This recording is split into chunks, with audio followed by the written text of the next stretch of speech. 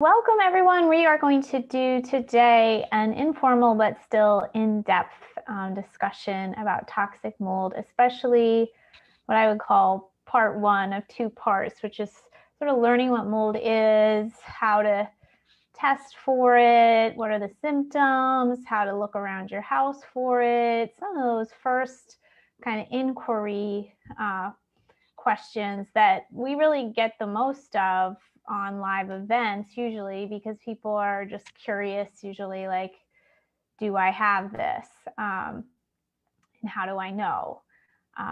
Then the next question is like, what do I do, which we're going to get into a bit, but I'll take any questions you like. I am nearly halfway through a book I'm writing about mold, so I just reviewed the first chapters I've written today and kind of compiled them into some of the most pertinent parts, I thought, so we could cover them quickly. And again, any questions you have or comments you have as you go, just share them in the chat. And then I'll just gonna go quickly share something on Facebook. And I'll answer just when there's like a break in the action type of thing. Or maybe we'll just save it to the end, depending on how many questions you have. So I do start the chapter of each chapter of the book with my story, because I went through all the journey of toxic mold, and I think when you have it in terms of a story, it becomes more relatable. So I don't have, a million examples of different stories of what different people have been through. I have some from our clients, but I decided to mostly focus on my own story because it's the one I know the best, and share what happened for me. So I'll try to share some of that if you haven't heard it yet. So in 2006, rather, I moved into a moldy house, unbeknownst to me, and didn't discover the mold till actually early 2016. So 10 years in the house. And when I moved into the house, I just gotten engaged and I was moving in with my partner, was about to start a clinic. I had just, paid the deposit on this space. So a lot was changing in my life, planning a wedding, growing a business, got pregnant right after I got married. So I certainly had a lot of sources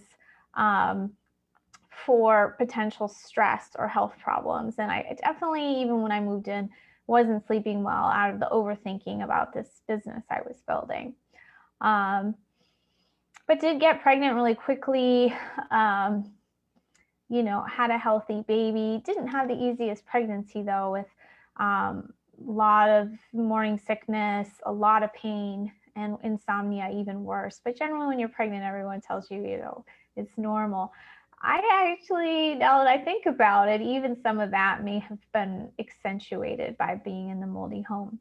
But one thing that to know, and that we'll maybe get into later, is it's not just like you against mold and like that's it, right? There's all these other factors in your health history, your genetics, your age, that come to play as to like whether or not mold is going to show up for you symptomatically. So the type of mold is another factor. So lots of factors. So, may have just had a difficult pregnancy all on my own, but may have been starting to have some mold effects. I would say definitely after my son was born, things kind of even got worse.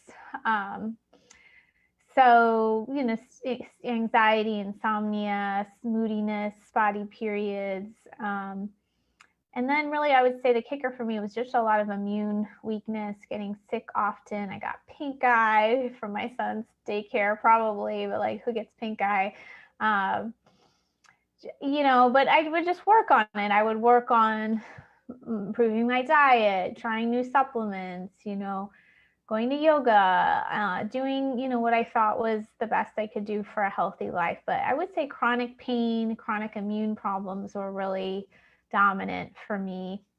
And then probably chronic anxiety, but again, that's might be sort of a root cause thing for me. So anyway, in 2015, after kind of dealing with these ups and downs and never really getting any clear answers. They're getting some improvement, but not total improvement.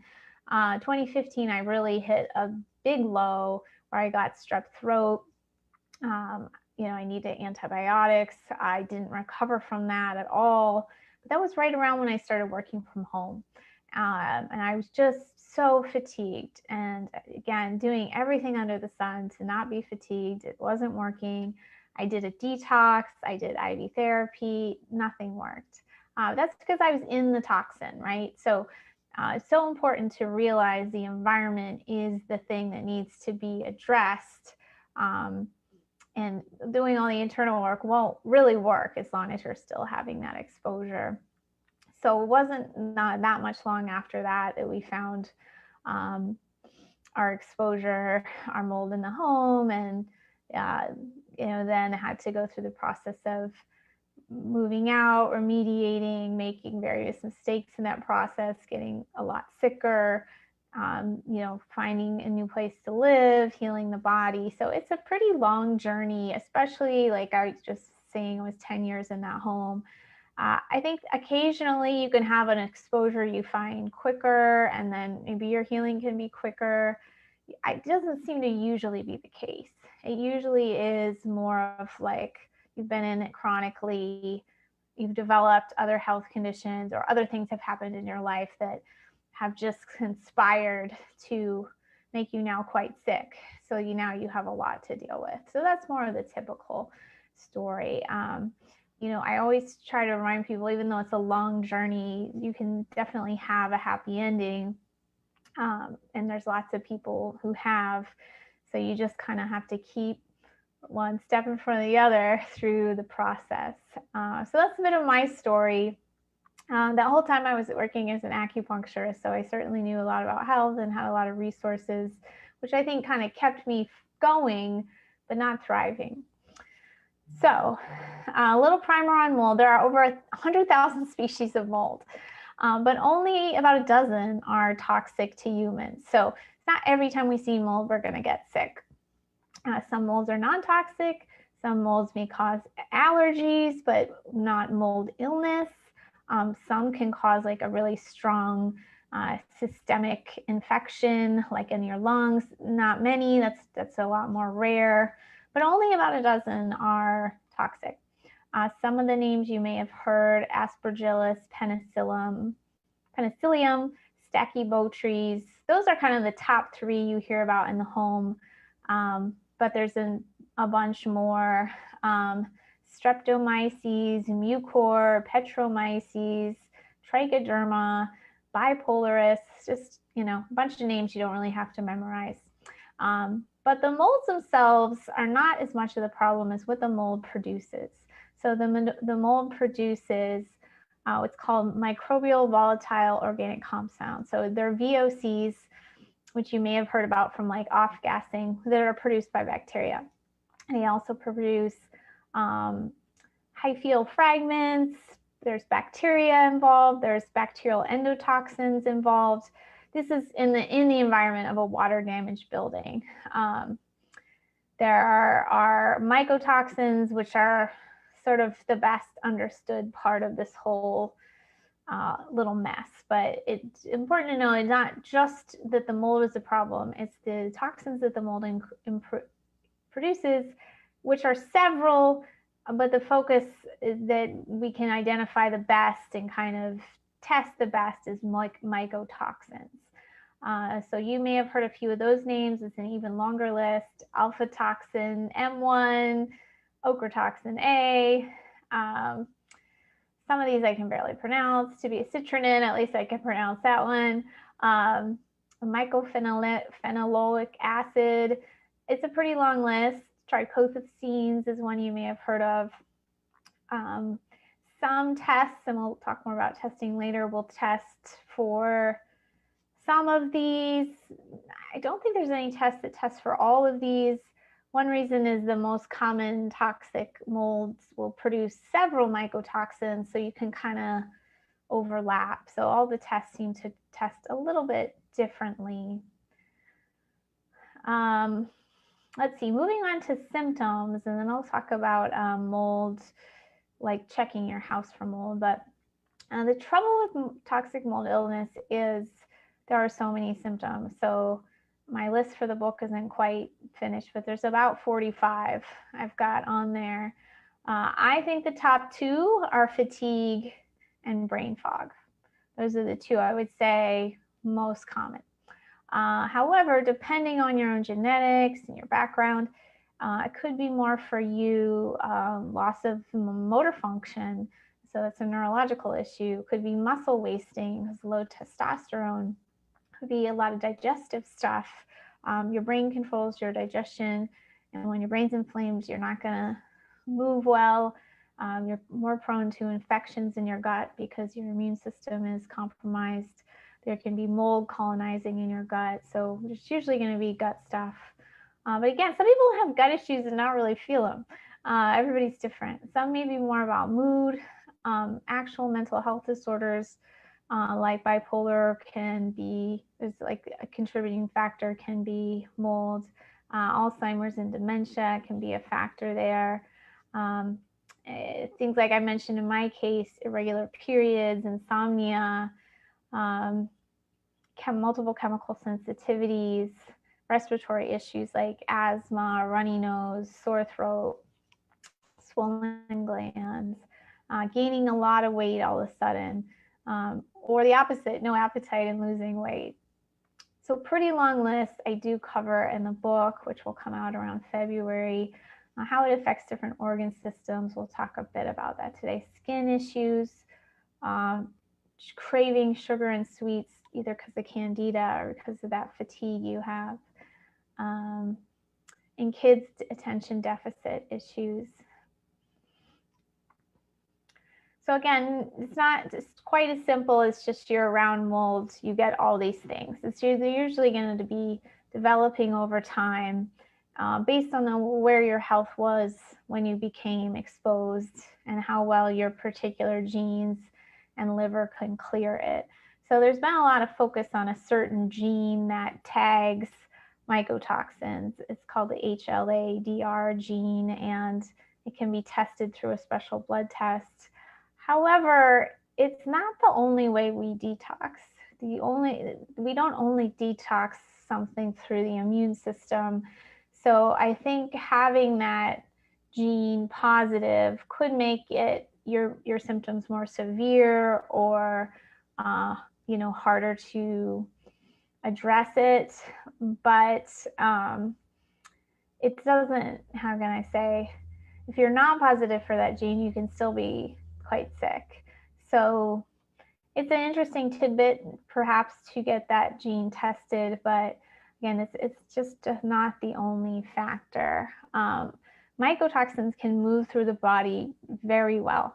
They are teeny tiny and invisible to the naked eye, and they are sometimes fat friendly, meaning they can pass through any kind of fatty material like your cell membrane. Sometimes they're hydrophilic, which means they can dissolve in water, and some are both. So some can dissolve into water and pass through a cellular membrane. So that means they're going wherever they want. They are going into your brain. They are going into your hypothalamus pituitary axis here. And that toxin just signals all sorts of things to happen.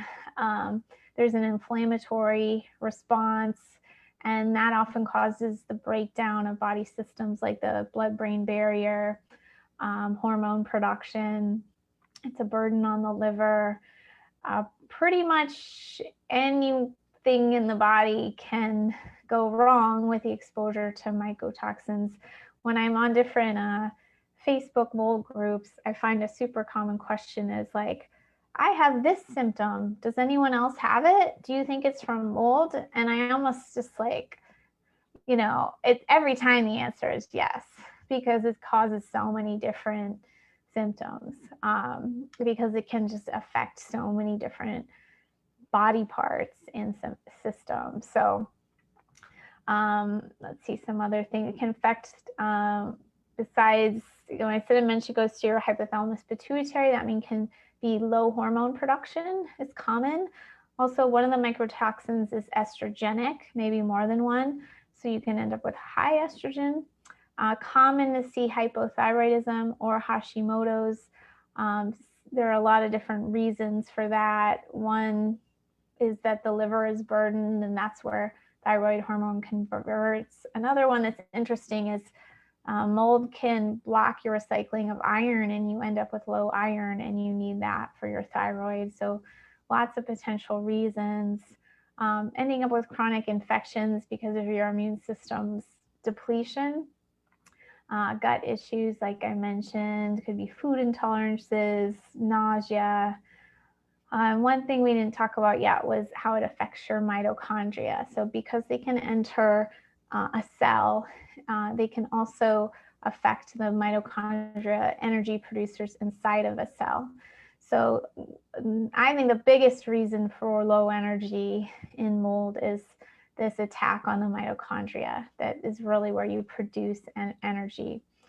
So that's really common. We talked about the brain a bit, so that can be mood issues, motor function issues, digestive issues, loss of sense of taste, poor recall, poor ability to work for long times.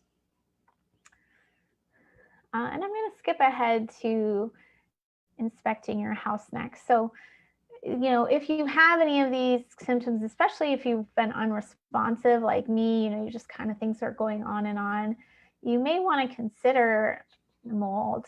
And here are some things to think about with your home or your workplace. This is a pretty long list, so let me see how I can make it shorter.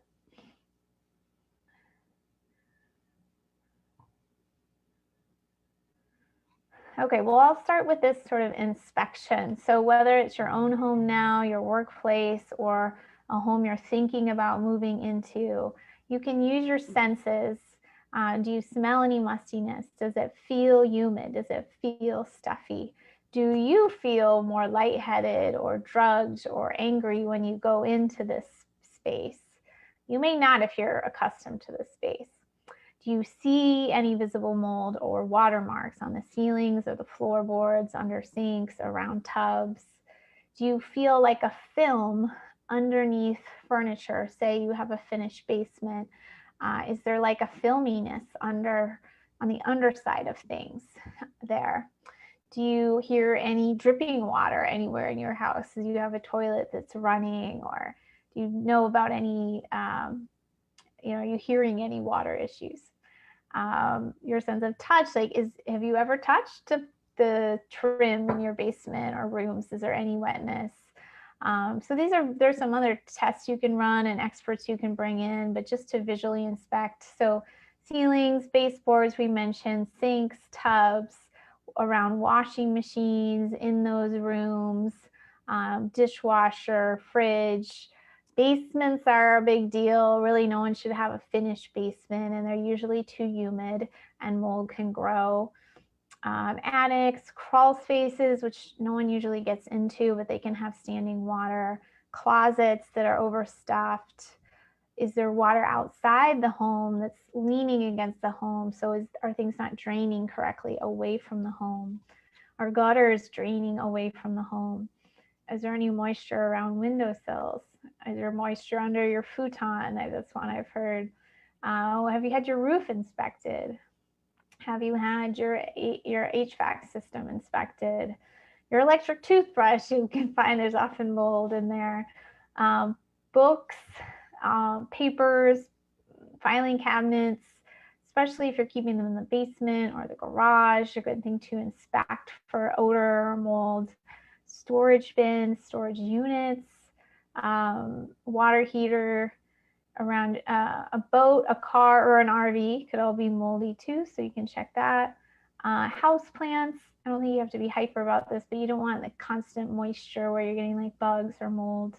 And I mentioned garages. They're often not ventilated the same way as your main home, so those can be areas. So these are sort of areas to look at and sort of what to think about You know, besides that, did you have any, you know, severe weather in your area that, you know, may have compromised your house? Or did you have a sink leak that you didn't address right away? Just sort of questioning. And then I mentioned in the book, there's some things you can buy that are moisture sensors or humidity sensors if you want to kind of take the next step. Or you can get an inspector to come to your home, especially if you own it, and they can test, you know, check the drywall for mold, tell you how gutters are draining, tell you if there's moisture inside the walls. So that's a really great resource if you do own a home. I think one area where people get a little stuck is they just want one way to know if their home is moldy, like which dust test is best. And it's not that simple. So if you do find that there's mold in the home from, say, a dust test, where is it coming from? So you really kind of need also a mold inspector, contractor to be looking for the source of mold. So it's going to probably be a combination of elements that help you decide how severe is the mold in your own home or the one you rent, and what you should do next. So I had one client who was renting a basement apartment. First of all, never, don't do that ever. And then I'm sure it looked lovely though, you know, it's probably half underground, not really all the way underground. And then she started experiencing, you know, like when the sprinklers would go off or certain, you know, it would rain, it was some flooding into the floor. Why did I start telling the story? You know, so you need to know, like, you know, where it's coming from, how long have you been in it? You know, like for her, it's just like, well, definitely just move out. And then the question is more about what to do with your stuff. She did end up filing like a legal claim against her landlord. So there are actions to take, but it really depends on your circumstance. And there's not just going to be one thing that is enough for you to make that decision. So if you are now thinking, okay, maybe it is my home, again, you could do a mold inspector or even ask your landlord for one. I think what I've read from the law is that your landlord is not required to do mold testing, but they are probably required to do mold remediation if it wasn't your fault. So I won't spend too long on all that, but you may want to start, especially if you're a renter, with some basic mold tests, like a mold plate test. That's one of the least expensive. The company we've been recommended is called Immunolytics, and they'll do a consultation with you. So as far as affordability, I would maybe start there. You can put it in different rooms of the house, see what comes back. But a dust test is, to me, a little like the next step. With, you can see if there's mycotoxins in the dust or what kind of species are in the dust. But I really, of everything, I'd say our mold help inspector was the most helpful because it really gave us a direction on what to do next with our home. If you're wanting to test your body, there are, I guess, two like direct tests. So in the olden days, before these olden days, like 30 years ago, 20 years ago, maybe, when these tests didn't exist for mycotoxins, and physicians were testing, and there weren't many doing it, for inflammatory markers in your blood and stuff like that. So it wasn't very direct. There's some other ways to test I'll mention in a minute, but the main two ways now are a blood test or a urine test to actually look for mycotoxins. The one we run is a urine test. There are, you know, pros and cons, and the field is still emerging. So some people may just say, you know, I'm chronically ill. I don't know where mold would be coming from, but I just want to see if it's in my body. So that can be a place to start. Occasionally you could get a false negative because you're so weak, you're not even pushing the mycotoxins out into your urine. But if you do a sauna or you do some fasting, you're more likely to push them out. I don't think false negatives are common though. So that's sort of one track. The other would be you're concerned about your actual space, you have suspicion. And then you maybe want to start on that track. I think some people may start at the same time. I'm not totally sure, but it just sort of depends, again, on your case. And your practitioner may suggest mold testing because they're concerned about it as far as your symptoms. So some homes are not as obvious or don't seem to be as severe, but the person does have mold in their bodies, and it's, you know, to the level that it's making them sick. Let's see here. Okay, so there's urine testing, blood testing for mycotoxins. We run the urine test that also lets you run some other tests additionally that test for some infections and some mitochondrial damage.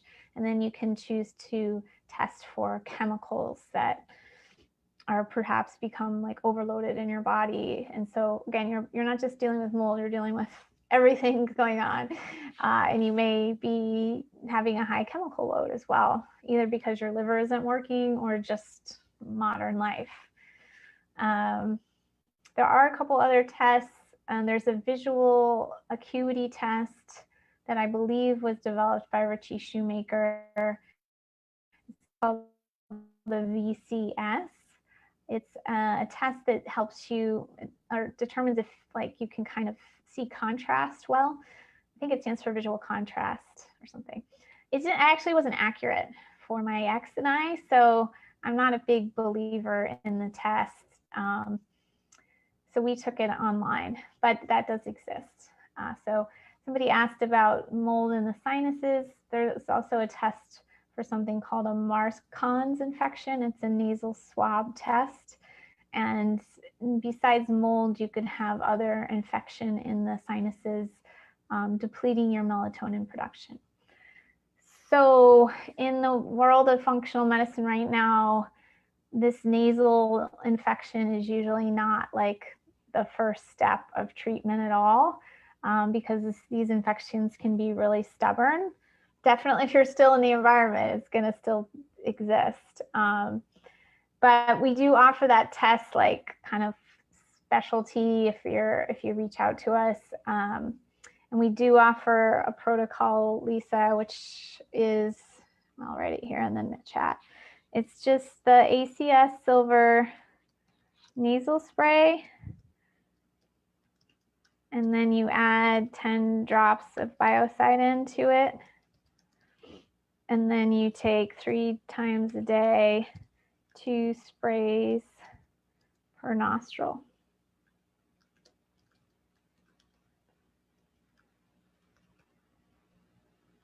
For 2 months. Is this guaranteed to work? No, it's not, because it's a very stubborn kind of infection. But the lab we work with, even just the silver alone, they've seen the result. There are also pharmaceuticals you can use. It's like an antibiotic nasal spray. So it's a little complex, and we kind of say in our functional medicine world, like it's not the focus of everything. So maybe like a last step, but it's not probably the main step. You can also just be doing a nasal wash. I use this like the squeezy bottle. When I was my sickest, I was doing the nasal wash twice a day because I had a lot of post-nasal drip. I was also a mouth breather, which I didn't realize at the time. Like at night, I'm a big mouth breather. But I was doing the nasal spray a lot and I really liked it. Or the saline wash. Some other tests that could be related, we mentioned the GLA gene test. If you have had other genetic tests run, like to show how your liver works, and it doesn't show you how your liver, it just suggests if you could be prone to certain weaknesses in your body. So that's not really our specialty, but some of that information could inform, your mold journey. Things we do specialize in is gut testing, which pretty much guaranteed your gut will be unhappy and mold, and just depending on where you're at in your journey and what symptoms are going on. I always say, like, I'd love to run every test, but you can't always afford every test when you're also moving out of your home. But if gut is like really up for you, you may want to do that one now. You may want to do it, same right after you do mold testing. If it's, not as much of a focus and you're more just exhausted right now, you may want to run our Thyroid Plus test because your thyroid could be messed up. You may want a naturopath, gynecologist, endocrinologist, someone that you like to consider helping you, if you need thyroid medication, have that option. I actually tried thyroid medication really early in the process, and I think it was sort of the wrong one for me, and I never tried again, and I think I really needed it for a long time. It didn't have it. So I'm taking it now, and I'm like so much happier. Sometimes it can just be you're so depleted that it's just hard for you to make enough hormone.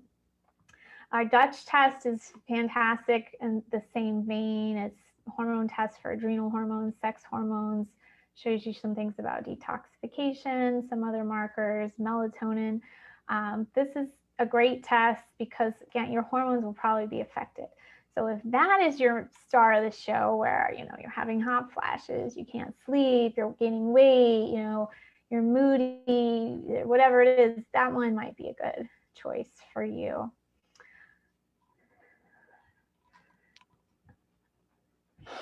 Oh, awesome, Barbara. Cool. That's you, Lisa, with all the hormone symptoms. Oh gosh, I'm sorry. So any questions about any of that? I just kind of rattled off a whole bunch of stuff about testing and looking around your house and symptoms. I have a little bit more to share with you just about next steps, but that was sort of the bulk of my presentation today. I guess what's going to kind of come next for most people is what to do. And that often is going to involve moving and sorting through your things, deciding, how can I say? I usually recommend moving. You can, try to get your landlord to fix things or fix your own house, but it's just like, if once it's infiltrated your space and your body, it's just usually better to get a fresh start. And you're sort of like putting a Band-Aid on like a gaping wound when you're trying to stay in the same home. I asked in our Facebook group about this question, did you try to remediate, and did you think it was successful? And it was pretty split. Some said yes, some said no, some said I don't know yet. So I think it's like for us with our house, we had become so affected in so many ways, and the mold just seemed to follow us. It was in our cars. We brought it into our new space. It was in our clothes. It was in my books. We just, we got rid of all that stuff, but I don't think we ever would have felt confident being back in our home, even though we spent 80 grand fixing it. Like, it was great for the next person, but it just wasn't a fit for us anymore. And if you're renting, I think it's even more true. Like, don't hang around and have this battle. Like, just move. Just, especially if you got some tests and you say, hey, I need to break my lease. Like, there's mold here and I'm feeling some health issues. So hopefully you nip it in the bud. But if you've been there a while and you're sick and now your stuff is ruined, you may need to talk to your landlord about that and see what your rights are, get a lawyer. You just kind of need to pick your battles, because if you were quite sick and, well, let's just start there. If you were quite sick, that's the number one thing. You need to take care of your health. And sometimes the energy we put into like fighting to make things right, we just don't have that energy. So I will have some information in the book about legal stuff and insurance stuff and all that. But I say in the book, like, the number one thing to take care of is your health, because if you stay in a moldy environment, you're just going to get sicker. And you can, again, put a Band-Aid on some things and, you know, open windows, run essential oils, wear a mask or whatever, but it's not a permanent fix. So you really need the permanent fix with, you know, really like detaching from any stuff that's moldy. And it's expensive, it's inconvenient, it's all the things, but it is so toxic that you know, you just need to get away from it. And once you do get away from it, A, you'll start feeling better, and B, you'll start detoxing and realizing really how sick you were once you kind of step away from it all. Okay, and I did include in the book lots of different resources, and you know, when you are in that feeling of overwhelm, like, oh my gosh, who's going to pay for this? Where am I going to go? Kind of, you know, help you step out of the panic and think about the resources you do have, because you do have some, and people do want to help you. So yeah, okay. Okay, Lisa. Yeah, so I just saw a post about, Lisa said her husband's having a hard time believing that mold has damaged her body. Any suggestions to educate him further? There are so many studies on PubMed about mold. That's such a fantastic resource, and I need to do a webinar just on that. So actually this format is the best. I'll do it here on the Facebook Live series. Lisa, you don't necessarily have to go that way. There's other books on mold, but there is so much factual information on mold, especially because they've been dealing with this in animal husbandry, kind of ranching, for a long time.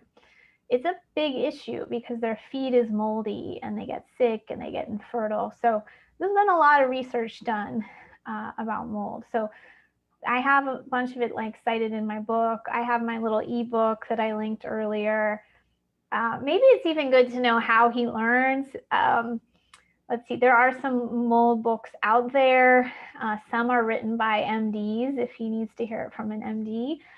The original MD of all this stuff is Dr. Richie Shoemaker. And he has some books. They were written a while ago because he's retired now, but he does have some books. There's a book by Jill Krista. I think she's a naturopath. I don't know. It's like, I would be curious, like his sort of, I don't know if you've noticed what in the past, how he needs to be communicated. I know my mom's on here.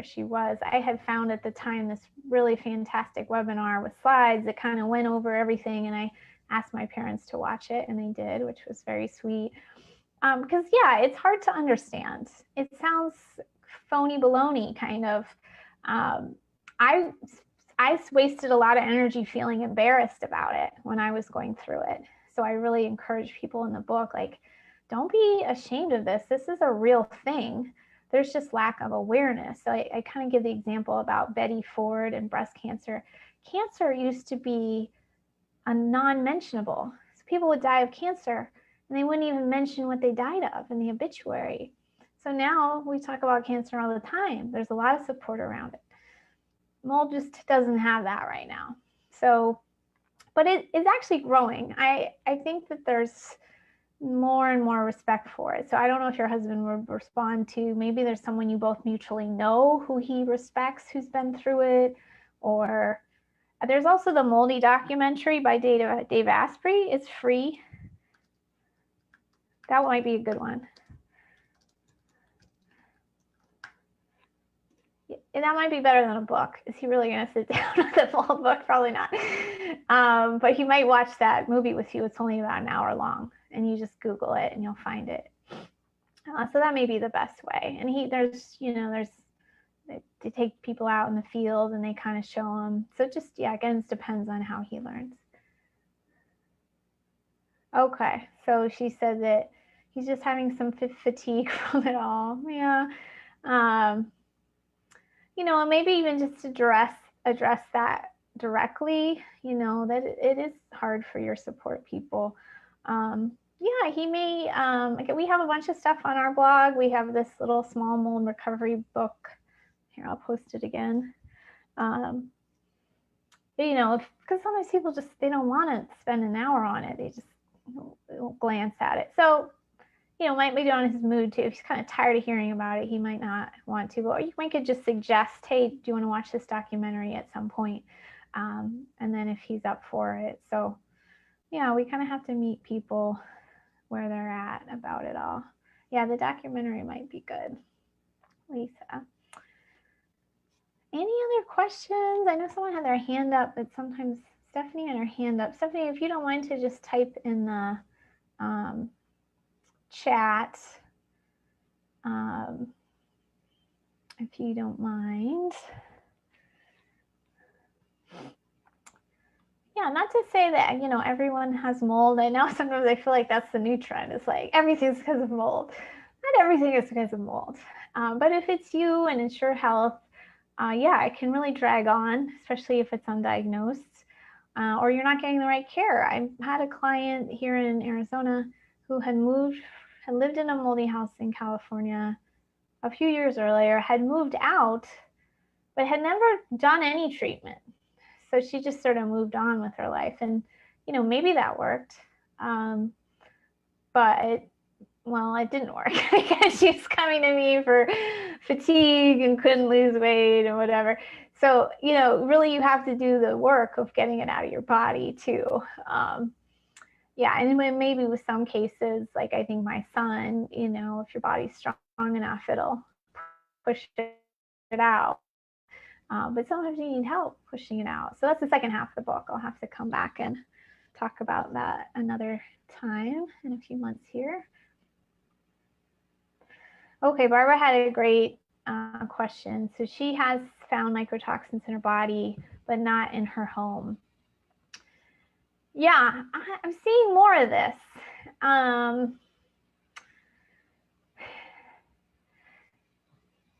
Was it a hard no in your home, Barbara, or was it like low levels? Or how did you test? Did you have an inspector? But I am seeing this more. And sometimes it's a former home or former work. It can be diet. I didn't really get into that today. But most of my clients don't eat moldy foods because they're often the same foods that aren't great for us in other ways. So dairy, alcohol, coffee, just bad coffee. Let's see, grains, all sorts of grains. Corn is the worst one for me. You know, bread products. So most people in my audience aren't eating a lot of these foods. So Barbara, I don't think it would be your diet. You've probably taken that all away. Okay, so Barbara did the plate test and was negative. So now she's ordering a dust test. So now you haven't gotten it yet. Barbara, if you own that home, I really recommend you get an inspector. It's not that expensive. You could even start with some things I said today, go around the home. You can get a humidity reader, a moisture reader, especially if maybe you or your partner is handy. But if you own the home, ultimately you're going to need to know, again, where stuff came from. You already bought the dust test, so let's see. I don't love the ERMI test. There's just not a lot of options still in this world. It kind of sucks. I think the body has gotten more advanced. The home testing is still not perfect. But yeah, you can see what your ERMI says, Barbara. I really check that the strains that they identify are actually toxic. That's my complaint with the ERMI. Most of the strains on there aren't toxic. Some of them are allergenic. Some of them are just common. Like, why are we testing all those? It doesn't make any sense to me. So Barbara, it sounds like you're kind of piecing it together. But yeah, I do have had some people now that don't quite know where their mold came from. Again, it could be 20 years ago in your college dorm. It's kind of crazy that could go on, but it could still be. Or it could be a little bit of your diet, or could be a little bit in your home, but you haven't, you know. We got a lot of, I've seen now more homes that are like, doesn't really seem that bad. Some of those just need, I think, a really deep cleaning. A lot of times we've lived in a home with all our same stuff for 20 years. It's just dusty and, you know, just time to, you know, clean the HVAC system, change your filters, top to bottom cleaning, get rid of a bunch of stuff, run a dehumidifier. Some houses maybe just need that. Oh, well, Barbara's perfect example. She did live in a moldy house 20 years ago. Barbara literally can still be in you. It's crazy. Thomas, great question. So air purifiers, yes and no. So if you're maintaining a healthy home, an air purifier is a great idea. Whether it's, well, they're all kind of HEPA, I think, but there's HEPA, and HEPA is like a type of filtration. Then there's a lot of brands, right? Like Austin Air, IQ Air. They will keep your air clean for breathing in a healthy home. They are definitely not to be purchased for a moldy home. They cannot keep up with the constant production of toxins that's happening. And now your $1,000 air filter is contaminated by mycotoxins because they embed in the motor and they embed in the plastic, and now you can't take it to your new home. So that's one of our many mistakes we made. Don't make that mistake. If you are temporarily in the home that you need to leave, you can open windows, run fans, minimize your time in the home, that kind of thing. But don't buy a fancy air filter until you're in the new home. So maybe if you've remediated the home you're in, Thomas, and you know you've inspected it or whatever. Again, I'm not a big fan of remediating, but you don't want to buy an air filter till you're in your safer place for maintenance. Yeah, Barbara. So a lot of people didn't there wasn't a lot of awareness about the illness side of mold until recently. So I think a lot of people were affected. Evelyn said she was happy with the person that she hired. Evelyn, if you want to share what area you live in, you're welcome to, or the resource.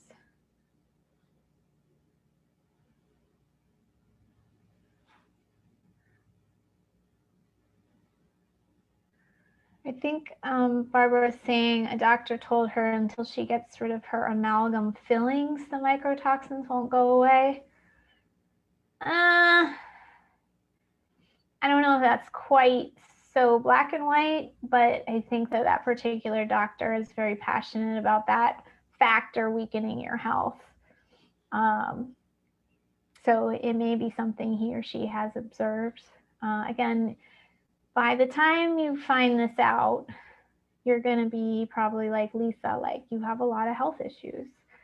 You don't know what's causing what, and you kind of have a lot of things causing everything. You got your fillings, you've got, you know, your tap water isn't clean, you've got stress, you've got gut infections, you've got hormonal imbalances. So by the time you find it, there is a lot to unpack, and it could be that fillings could be an important last step for some people.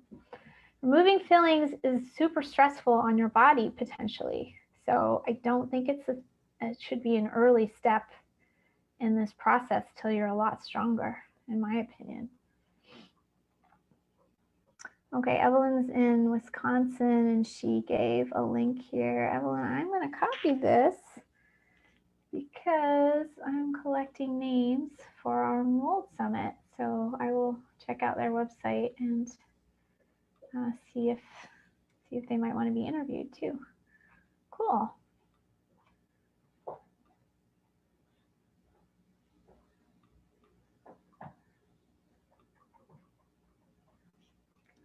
That. Oh, and she works remotely. Okay, so that's interesting.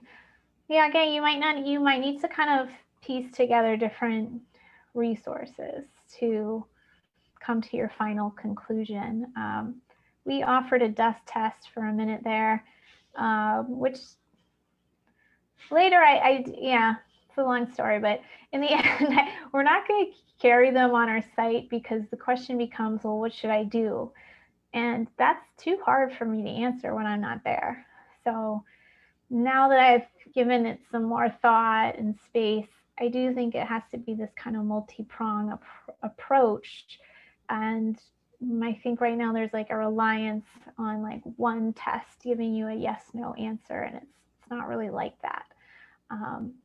So talking to someone like Martine, who can like looked at a lot of houses, you know, can maybe assess things better from you. We're also become friends with Brian. What's his? I kind of have a new friend who has a mold podcast, Brian Carr, and I'll put his name in here.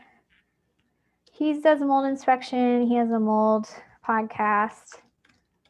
I know he had Linda a little post recently on some resources for your partner to read about mold. So yeah, there's people out there, and I want to know enough to help people get on their way, but at the same time, like that's not my specialty. My specialty is the body. So trying to like honor that, yes, this piece is important and I'm not just gonna leave you hanging, but also that's not my zone of genius. So the book has quite a bit to get you started on remediation and stuff like that, but more about the body, which again, I'll come back and cover later. And I meant to make a note to do something about PubMed here. Well, how to do a PubMed search.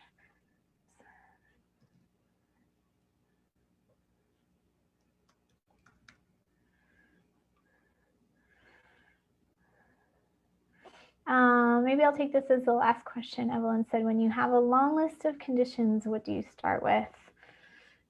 Yeah, well, I think probably, Evelyn, you've already started because you wouldn't be here if you hadn't started. So it's almost like now, where are you at now, and what is the most stubborn, or what's sort of crying out the loudest in your health? So yeah, I kind of mentioned, it might be your gut, it might be hormones, it might be that you can't sleep at night, it might be that you're not having a bowel movement, it might be that you can't eat a lot of foods. I think it's okay to be sort of organic in what you're working on and sort of let your body let you know what it's wanting the most help with. What's like your squeakiest wheel, I guess. And some people say, oh, that's symptom treating, but it's not just symptom treating. It's actually using your body as your guide. And if your body is telling you it's tired 50 times, or if you're really tired, it's going to be telling you it's tired like 5,000 times a day. It's going to go through your head. I'm so tired. I'm so tired. I'm so tired. Okay, so let's focus on that. Is that brain inflammation? Is that mitochondrial dysfunction? Is that low thyroid? Is that adrenal? Is that all of those things? Is that insomnia? You're not getting a good night's sleep. So within any one symptom, you can dig a lot deeper.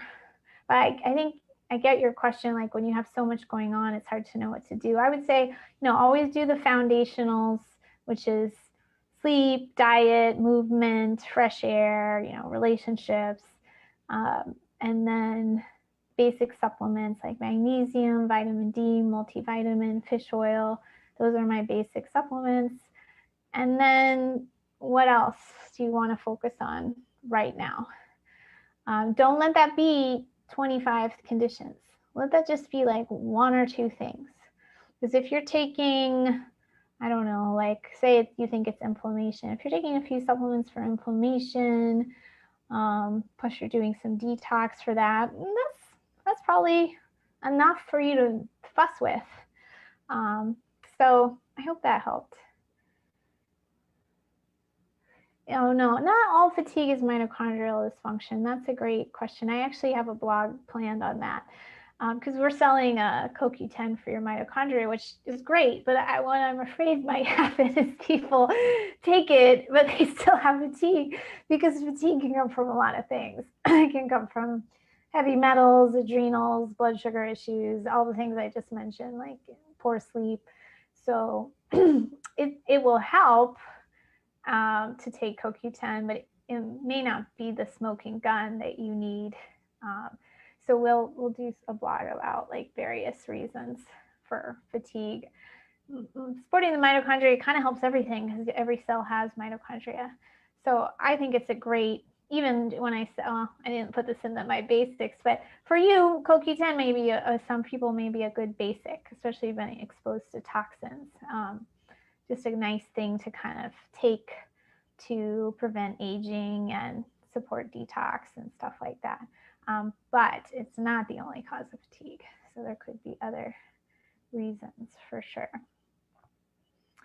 Awesome. Well, thank you so much, guys. This was a lot of fun. And if, again, I'll put this guide one more time in the chat. If you want something to read later, we've got some information on testing options and stuff if you want to follow up, and some supplements that I like. Next Thursday, it's going to be 2 hours earlier, and we'll have Karan Krishnan from Microbiome Labs, who's really one of our all-time favorite speakers, and we're going to be talking about how the gut helps you detoxify. If you know Karan, he's a microbiologist, so the conversation will probably lead in all sorts of interesting directions, but that's sort of our core topic is detoxification through the gut. This whole month in the shop through May, you can use this code MEGAMAY for 10% off Microbiome Lab products. Let me put a link in here. So you'll learn more about that next week, and we'll put that replay up on YouTube and in the newsletter as well, in case you miss it. But that will be a good one. So I'd love to have you live to answer or to get your questions answered as well. Thanks, everybody. Appreciate it. See you next week. Thanks, Barbara.